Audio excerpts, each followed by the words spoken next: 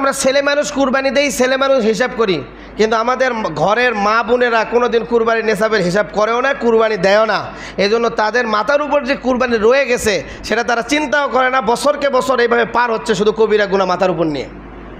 বাপের বাড়ি থেকে দিছে 1 ভরি সোনা, স্বামীর বাড়ি থেকে দিছে কি আর 1 ভরি সোনা। কয় ভরি হলো? আচ্ছা বলেন তো 2 ভরি সোনার দাম কত বর্তমান? 2 লাখ পার। হ্যাঁ, 3 লাখ পার। বাপরে বাপ, তো 3 লাখে পার হয়ে গেছে।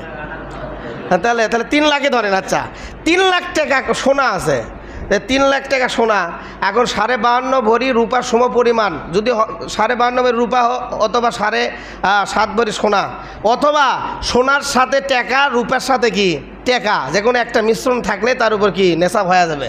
এখন সোনা আছে 3 লাখ টাকার, এই বেচারি বাপের বাড়ি থেকে কিছু পেছে, স্বামীর বাড়ি থেকে কিছু টাকা পেছে, ব্যালুসের তলে 10,000 টাকা জড়ো করছে। বুঝেননি কথা? মাত্র 10,000ও রাখবে না, মাত্র 2,000 টাকা যদি এই সোনার সাথে কোনো স্ত্রী জড়ো করে থয়ে, যেটা অতিরিক্ত প্রয়োজন না, এমনি জড়ো করে ব্যাংকের ভিতর থুয়ে দিছে, তাহলে ওই মেয়ের উপর কুরবানি ওয়াজিব। কিন্তু অধিকাংশ মেয়েদের দেখেন ঠিক 10,000 20,000, অনেক মেয়ে আছে তো 1 লাখ 2 লাখ টাকা কি আছে জড়ো আছে, স্বামীর বাড়িতে না হলে লুকে লুকে বাবার বাড়িতে জড়ো করছে। কথা বুঝেননি?